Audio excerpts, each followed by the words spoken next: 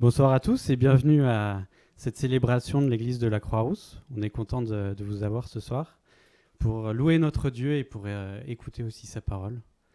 J'aimerais commencer cette célébration en lisant le début du psaume 103. Bénis l'Éternel mon âme, que tout ce qui est en moi bénisse son saint nom. Bénis l'Éternel mon âme et n'oublie aucun de ses bienfaits. Et c'est dans cette attitude que j'aimerais qu'on commence à chanter avec ce chant « Compte les bienfaits de Dieu ». Le refrain dit « Compte les bienfaits de Dieu, mets-les tous devant tes yeux, et tu verras en adorant combien le nombre en est grand. »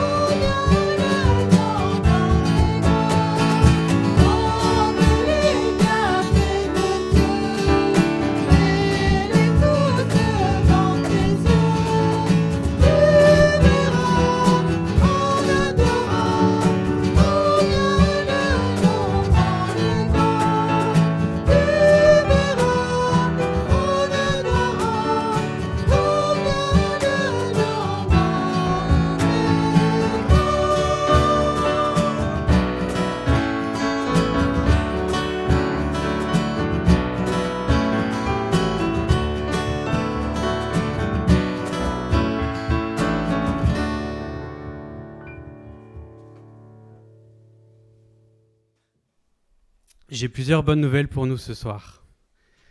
Comme vous le savez peut-être, on est dans une série en ce moment sur les chants des montées, qui sont un ensemble de psaumes que le peuple chantait pendant leur pèlerinage jusqu'au temple de Jérusalem. Et c'est un peu comme si ce soir on arrivait au dernier psaume, et c'est un peu comme si ce soir on arrivait au temple et qu'on allait rencontrer Dieu. Enfin, j'avais un peu cette image. Et c'est une bonne nouvelle, non ? Et en ce moment, on est dans une période aussi particulière, c'est Noël qui approche. Et Noël, c'est la venue de Jésus, la venue de notre Sauveur. Et oui, on est en train de monter vers le temple de Jérusalem, mais c'est Dieu qui est venu lui-même venir vers nous. Et ça aussi, c'est une bonne nouvelle.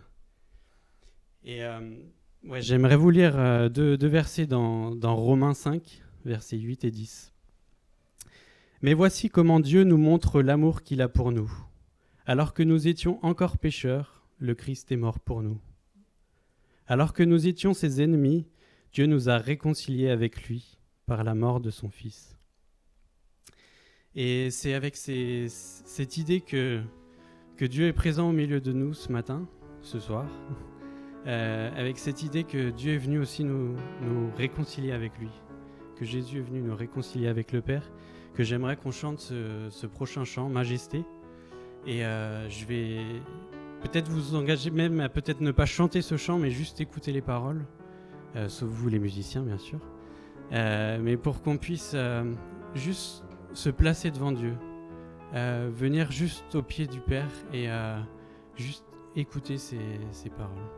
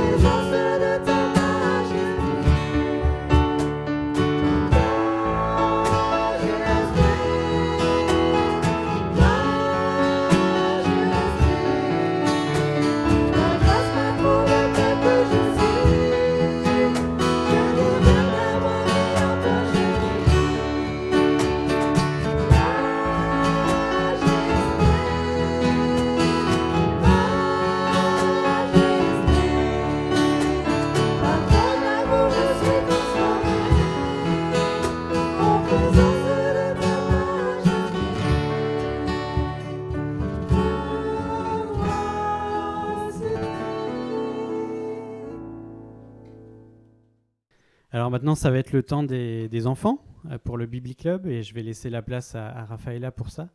Et ensuite, on aura une vidéo Zoom sur les ministères de JPC.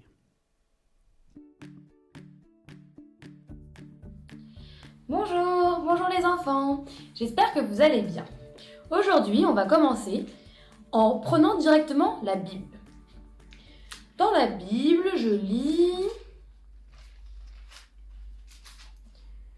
Dieu créa l'homme et la femme et les bénit. » Ok. « Bénissez l'Éternel. » Ok. « Que l'Éternel te bénisse. » Que l'Éternel te bénisse et te garde. Bénissez, bénisse, bénis, bénédiction. Mais qu'est-ce que ça veut dire ? Qu'est-ce que ça veut dire bénir. Eh bien, figurez-vous que bénir, ça a deux sens. Déjà, en fait, Dieu nous bénit. Ça veut dire que Dieu nous remplit de lui. Dieu nous donne plein de choses qui nous font du bien. Par exemple, il nous donne de la nourriture, du chocolat, des animaux. C'est quoi? Et ça, c'est quoi comme animal? Et ça, c'est quoi comme animal? Et là? Je suis sûre que vous connaissez encore plein d'autres animaux. Dieu, il nous bénit, il nous donne plein de choses. Il nous donne aussi des parents. Il nous donne une maison ou un appartement. Il nous donne le soleil, il nous donne la pluie. Il nous donne les flaques d'eau pour jouer dedans. Il nous donne de l'eau, il nous donne le coca. Il nous donne plein de choses qui nous font du bien. Et surtout, il nous a donné et il nous donne son amour. Il nous aime énormément. Il nous aime plus que tout le monde, que n'importe qui peut nous aimer. Dieu nous aime énormément, alors il nous bénit. Ça veut dire qu'il nous fait du bien. Il nous donne des choses qui sont bien pour nous, qui nous font du bien. Premier sens de bénir, c'est que Dieu nous donne des choses, Dieu nous remplit de choses de lui, de choses qui viennent de lui.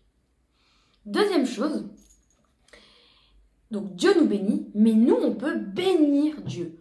Il y a un verset, le verset dans le psaume 134 qu'on a lu tout à l'heure, qu'on va lire pour la prédication. Il dit « Bénissez l'Éternel ». En fait, bénir l'Éternel, c'est le remercier pour tout ce qu'il nous a donné. Le remercier pour la nourriture, le chocolat, les animaux, nos parents. Le remercier pour son amour pour nous. C'est le remercier pour tout ça. Il y a un verset qui dit, dans Colossiens 3, « Tout ce que vous faites, faites-le pour Dieu ». Ça veut dire qu'on peut bénir Dieu, on peut faire tout ce qu'on fait pour Dieu. Quand on fait nos devoirs, quand on va à l'école, quand on fait la vaisselle, quand on s'occupe de notre petit frère, de notre petite sœur, quand on... Qu'est-ce que vous avez d'autre comme idée? Dites les idées à vos parents. Et bien, tout ça, Dieu nous dit dans la Bible, tout ce que vous faites, faites-le pour Dieu. Ça veut dire qu'à chaque fois qu'on fait quelque chose, ben on peut remercier Dieu de pouvoir faire cette chose-là et on peut le faire le mieux possible pour Dieu. Tout ce que vous faites, faites-le comme pour Dieu, faites-le en remerciant Dieu. Donc, conclusion, bénir, c'est deux choses. Bénir, c'est Dieu nous bénit, Dieu nous donne des choses, Dieu nous aime énormément. Et bénir Dieu, c'est le remercier pour tout ce qu'il nous donne. Et voilà, à bientôt les enfants. J'espère qu'on se verra très vite. Chers amis de la Croix-Rousse, bonjour. Merci pour votre intérêt pour JPC. L'intérêt pour JPC, en tout cas en particulier votre intérêt pour les jeunes, et on essaie de faire notre part. En tout cas, merci aussi du don que vous avez fait pour JPC qui nous aide beaucoup. Nous, on est aussi touchés de plein fouet cette année par la crise du confinement. Alors, touché de plein fouet, ça veut dire quoi? Ça veut dire que notre centre, les Chênes de Mamré, lui, ben, là c'est simple, il peut recevoir personne. Donc on a dû s'adapter avec les équipes. Mais aussi nos activités qu'on fait en présentiel avec des jeunes sur les stades ou le soir, où ça a été complètement ralenti. Les groupes du style Superwoman, on ne peut pas les faire. Alors on trouve d'autres moyens de le faire par le numérique. Et on a l'impression au début que c'est pas tout à fait pareil, mais on se rend compte que Dieu utilise aussi ces moments-là, parce qu'on a des jeunes qui s'approchent de Dieu, on a des jeunes qui se tournent vers Dieu, on a des jeunes qui poussent la porte d'église. On en a eu 4 au mois d'octobre qui ont poussé la porte d'une église après avoir vu une vidéo sans filtre et qui maintenant sont suivis individuellement dans un parcours de discipulat. On a hâte de pouvoir reprendre les activités avec vous,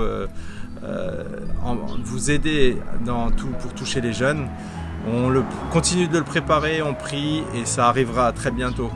En tout cas, un grand merci pour votre sérieux dans la mission jeunesse, votre volonté, votre désir de partager ce fardeau avec des associations comme la nôtre. On lance cette année une campagne de fin d'année sur le thème « Transforme la vie d'un jeune ». Et ce qu'on veut faire, c'est pas juste demander de participer pour JPC, mais on veut aussi proposer une Bible qu'on vient de coéditer avec Bouglio pour que des personnes puissent l'offrir à des jeunes autour d'eux. Alors n'hésitez pas de faire tourner cette information et de voir vous-même transforme la vie d'un jeune. En tout cas, un grand merci pour chacun de vous et on se réjouit de se revoir très bientôt en présentiel. À bientôt et que Dieu vous bénisse. Je vais vous lire maintenant le psaume 134, psaume sur lequel Daniel va prêcher. Vous pouvez le trouver, page 412, pour ceux qui ont les Bibles dans ce format. Chant des montées. Ô, bénissez l'Éternel, vous tous serviteurs de l'Éternel, qui vous tenez dans la maison de l'Éternel pendant les nuits. Levez vos mains vers le sanctuaire et bénissez l'Éternel. Que l'Éternel te bénisse de Sion, lui qui a fait le ciel et la terre.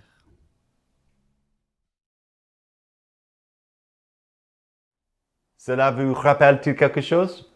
Toute la famille monte dans la voiture pour partir en vacances. Il s'agit d'un long voyage et votre enfant vous demande 30 minutes peine après le début du trajet. Quand est-ce qu'on arrive? Et 30 minutes après ça, c'est encore loin? Ça vous dit quelque chose? En général, pour la famille Wainwright, cela signifie aussi que 15 minutes plus tard, on attend « Je veux faire pipi !» Mais enfin, vous arrivez à destination. Pour certains d'entre vous, il ne s'agit peut-être pas d'un voyage familial, mais plutôt pour un motif ou une raison particulière de votre vie où vous avez tout donné pour l'atteindre. Un diplôme universitaire, un emploi, une nouvelle maison, une nouvelle entreprise. Ou alors, à une autre époque, vous désirez de tout votre cœur une famille, une épouse, un mari ou un enfant. Finalement, le jour est arrivé et vous avez obtenu ce pourquoi vous avez prié, travaillé et désiré. Cependant, vous réalisez qu'il y a encore un vide à l'intérieur et vous vous rendez compte que ce que vous avez tant voulu combler un vide ne répondait pas à vos désirs le plus profond. Que faire? Nous avons commencé la série Chant de montée plus tôt cette année avec le psaume 120, autour du thème de la repentance. Repentance en hébreu est le mot tesheba, qui signifie le détournement du monde et un retour vers Dieu. Ce premier pas est le résultat de la peur de Dieu et de notre réponse. Et lorsque nous arrivons à destination sur ce chemin de la foi, que se passe-t-il alors? Serons-nous encore une fois déçus? Le psaume 134 nous fournit la réponse à nos questions, le plus profonde. Et tout de suite, on peut voir le point central du psaume. Le mot bénédiction est mentionné dans chacun des 3 versets. Donc, qu'est-ce que la bénédiction? La bénédiction ashra en hébreu décrit le sentiment de bien-être qui survient lorsque nous vivons en accord avec la création et la rédemption. C'est ce que nous ressentons lorsque Dieu nous bénit. Nous voyons dans la Genèse, le premier des 66 livres de la Bible, que Dieu bénit les animaux. Puis plus tard, dans le premier chapitre, que Dieu bénit l'homme. Dieu créait l'homme à son image. Il le créait à l'image de Dieu. Il créait l'homme et la femme. Dieu les bénit et leur dit, « Reproduisez-vous, devenez nombreux, remplissez la terre et soumettez-la.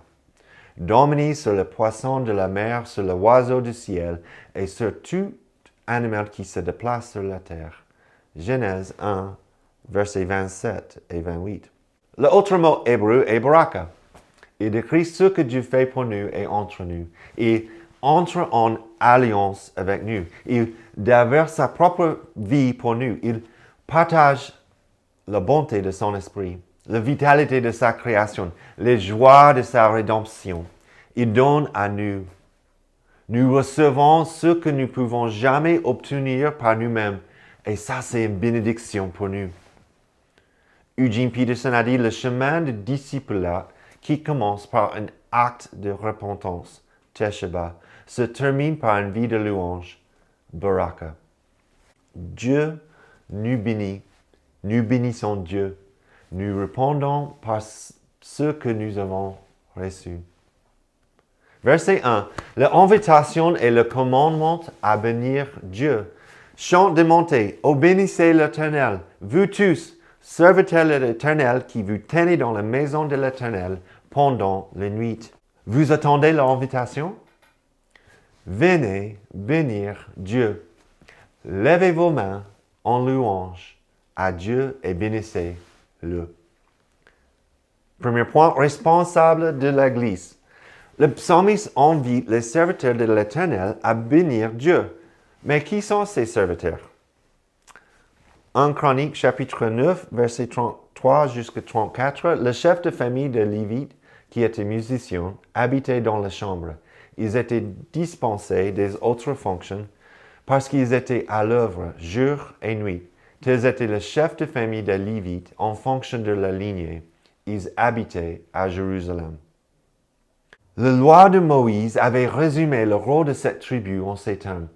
Porter l'arche, se tenir devant le Seigneur pour le servir et bénir en son nom.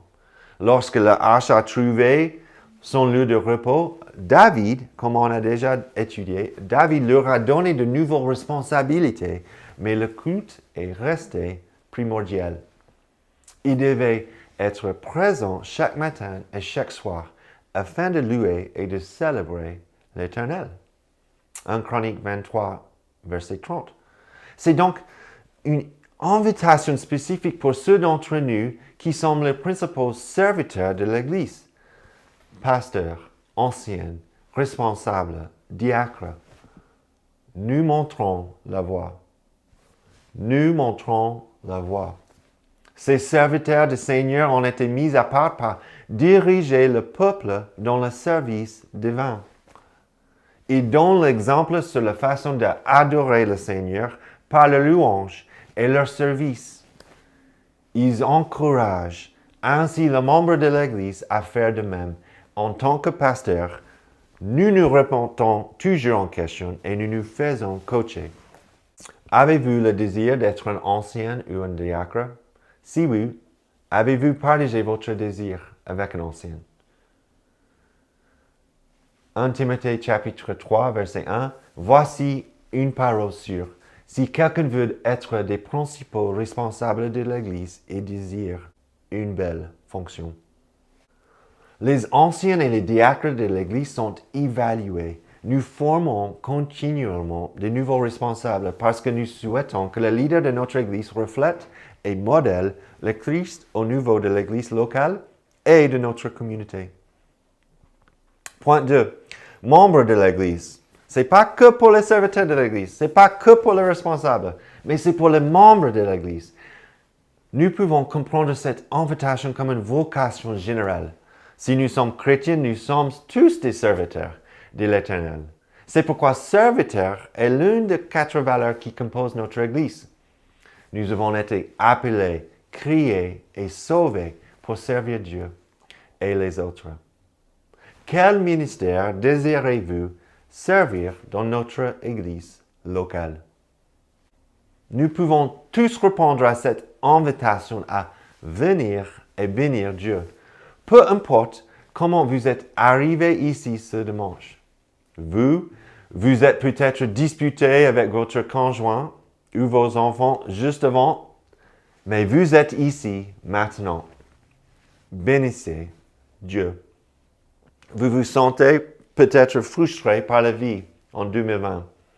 C'est difficile. Vous êtes ici maintenant. Que Dieu soit béni. Samedi dernier, j'étais fatigué avant que l'équipe de louange arrive chez nous pour enregistrement de chants. Avant son arrivée, il avait déjà plusieurs soucis avec le sono et j'étais un peu énervé. Grâce à l'équipe, dès que nous avons commencé la répétition et l'enregistrement, j'ai oublié tout ce qui était passé avant. C'était une bombe pour mon âme et mon esprit.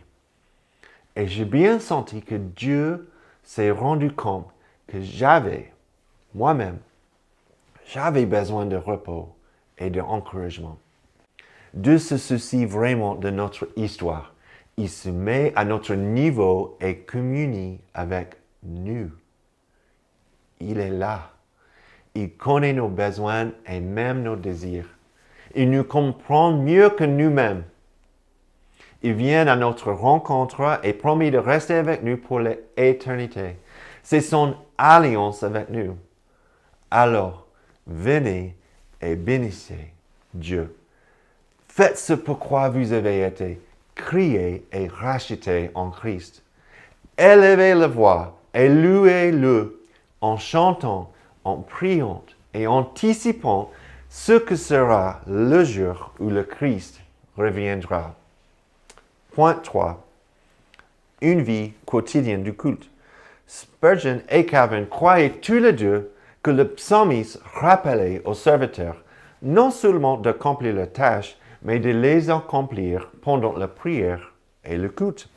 Donc, à ceux d'entre nous qui nous trouvons accablés par les habitudes ou le travail quotidien, ou même par la préparation du culte le dimanche, Dieu nous appelle à une consécration que nous ne pouvons lui offrir que lorsque nos cœurs, nos têtes et nos mains sont unis dans la louange. Il désire nos êtres entiers. Nous ne nous contentons pas d'aller à l'église le dimanche, mais nous sommes appelés à participer pleinement à son culte. Nous ne nous contentons pas d'aller travailler au lundi, au vendredi, mais nous travaillons pour le droit de Dieu afin d'être un témoin de sa bonté. Comment montrez-vous la bénédiction de Dieu dans vos relations et dans vos projets, au travail dans la vie quotidienne? Colossiens 3, verset 23. Tout ce que vous faites, faites-le de tout votre cœur, comme pour le Seigneur et non pour les hommes. Que nous puissions trouver une nouvelle joie à adorer Dieu dans toutes nos activités quotidiennes, même dans les tâches les plus banales. Verset 2. Instruction sur la façon de bénir Dieu. Levez vos mains vers le sanctuaire et bénissez l'Éternel. Point 1. Adorez Dieu de tout votre être. Le psalmiste sait que nous avons tous des déclencheurs qui affectent nos habitudes et nos routines au quotidien. Par exemple, lorsque je prévois de courir à l'heure levée, je prépare généralement mes vêtements. Le fait de sortir mes vêtements déclenche quelque chose dans mon cerveau qui me dit que je vais courir même si je n'ai pas envie. Vous ne pouvez peut-être pas commander votre cœur, mais vous pouvez commander vos bras. Levez vos bras en signe de bénédiction et peut-être que votre cœur recevra le message et sera également élevé en signe de louange. Nous ne sommes pas seulement des êtres spirituels, mais nous sommes faits de chair également. Que devez-vous faire pour préparer votre cœur à adorer Dieu chaque dimanche et chaque lundi? Bénissez l'Éternel. De plus, le psalmiste leur commande de diriger leur attention vers Dieu. Point 2. Adorez Dieu avec toute votre attention. La plupart d'entre nous vivent chaque jour à la recherche de l'auto-glorification. Nous voulons faire de bons travail et obtenir de bonnes choses, obtenir de bons retours, de bons critiques. Nous voulons être remarqués. Nous voulons la gloire. Nous voulons que nos petits royaumes continuent à se développer pour devenir le plus grand. Et ce verset nous apprend à diriger nos louanges et à nous concentrer sur Dieu plutôt que sur nous-mêmes. John Piper écrit que le grand obstacle à l'adoration n'est pas que nous soyons des gens qui recherchent le plaisir, mais que nous soyons prêts à nous contenter de ces plaisirs pathétiques. C.S. Lewis illustrait cela dans un sermon prêché en 1941. Si l'on considère les promesses des récompenses sans phare et la nature stupéfiante des récompenses, promises dans les évangiles. Il semblerait que notre Seigneur trouve nos désirs, non pas trop forts, mais trop faibles. Nous sommes des créatures sans cœur qui nous amusons avec la boisson, le sexe et l'ambition, alors qu'une joie infinie nous est offerte. C'est comme un enfant qui joue avec le bout de son bidonville, car ignorant et nous pouvons imaginer de se voir offrir des vacances à la mer. Nous sommes bien trop facilement satisfaits. La véritable adoration se traduit par notre vision grandissante de Dieu et par notre conscience de notre péché et par sa grâce. Nous réalisons que nous avons créé des idéaux qui bloquent notre vision et notre capacité à adorer notre Dieu, notre créature sacrée. Nous pouvons ainsi confesser nos péchés et offrir davantage de louanges parce que notre Dieu nous rachetait et nous renouvelle par sa grâce. Et c'est ici la bénédiction d'un croyant. Ce n'est pas un échange équitable. Pour bénir Dieu, nous reconnaissons qui est ce qu'il est. Nous contemplons un Dieu éternel, créature, dont les attributs sont tels et si différents de nôtres que nous ne pouvons pas le saisir. Dieu est auto-existant, autosuffisant, éternel, immuable, omniprésent, omniscient, omnipotent, souverain, infini et incompréhensible. Nous ne le sommes pas. Nous ne le sommes pas.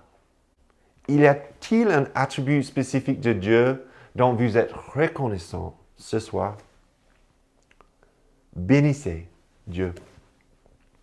Bénissez Dieu. Mais pour bénir l'homme, Dieu doit nous transformer en quelque chose que nous ne sommes pas et nous donner quelque chose que nous n'avons pas. Nous l'adorons donc pour cela. Nous adorons un Dieu trinitaire, Père, Fils et Saint-Esprit, qui nous rend droit et juste par son Fils Jésus et qui nous renouvelle par son Saint-Esprit. Verset 3. La bénédiction éternelle de Dieu pour nous. Que l'Éternel te bénisse de Sion, lui qui a fait le ciel et la terre. Le Dieu qui a fait le ciel et la terre nous bénit en abondance. Même si nous avons souvent l'impression que Dieu est distant, très loin, cependant ici au verset 3, il est dit qu'il nous bénit d'un endroit très précis, très proche et connu de tous les Israélites. De Sion, un endroit où ils pouvaient se lever et aller voir au temple à Jérusalem. Calvin a dit en regardant vers le ciel, il devait donc découvrir la puissance de Dieu. En regardant Sion, sa demeure, il devait reconnaître son amour paternel. Dieu est ici et il est présent. Pour ceux qui professent Jésus comme Seigneur, il y a une bénédiction à la fin de la route. Et cette bénédiction va influencer tout ce qui se passe sur le long de la route. La bénédiction de Dieu sur l'homme commence à la création dans la Genèse et se poursuit dans l'Apocalypse lorsque nous voyons la vision de Jean du ciel. La fin façon le moyen. La fin façon le moyen. Apocalypse chapitre 7, verset 9 jusqu'à 12. Après cela, je regardai et je vis une foule immense que personne ne pouvait compter. C'étaient des hommes de toutes nations, de toutes tribus, de tout peuple et de toute langue. Ils se tenaient debout devant le trône et devant l'agneau, habillés de robes blanches, de feuilles de pommier à la main, et ils criaient d'une voix forte, « Le salut est à notre Dieu qui est assis sur le trône et à l'agneau. » Tous les anges qui se tenaient autour du trône, devant le trône, et ils adorent Dieu en disant, « Amen. » La louange, la gloire, la sagesse, la reconnaissance, l'honneur, la puissance et la force sont à notre Dieu au siècle des siècles. Amen. La quatrième question dans le nouveau catéchisme pour la cité est comment et pourquoi Dieu nous a-t-il créés? La réponse est Dieu nous a créés, hommes et femmes, à son image, pour que nous le connaissions, l'aimions, vivions avec lui et le glorifions. Il est juste que nous, qui avons été créés par Dieu, vivions pour sa gloire. Notre but principal n'est pas de travailler pour le Seigneur. Ce n'est pas de souffrir au nom du Seigneur. Ce n'est pas de témoigner du Seigneur. Ce n'est pas d'enseigner les enfants. Ce n'est pas d'être responsable de l'amour du Seigneur dans notre communauté à Croix-Rousse. Ce n'est pas d'observer les 10 commandements. Ce n'est pas d'aimer son prochain. C'est pour que nous le connaissions, l'aimions, vivions avec lui et glorifions. Autrement, dans le psaume, ça veut dire la bénédiction.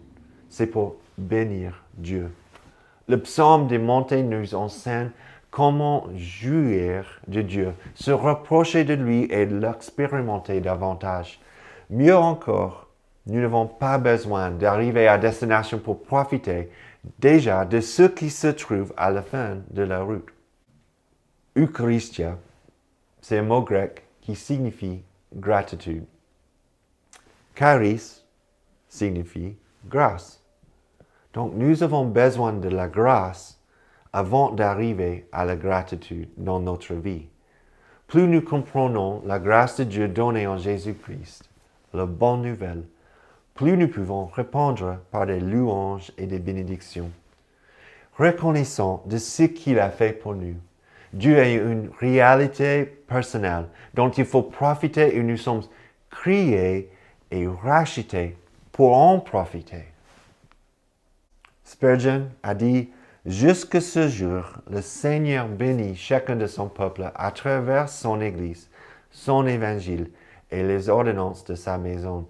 C'est une communion avec le Saint que nous recevons des innombrables bénédictions. Que chacun de nous obtienne encore plus de la bénédiction qui vient du Seigneur seul.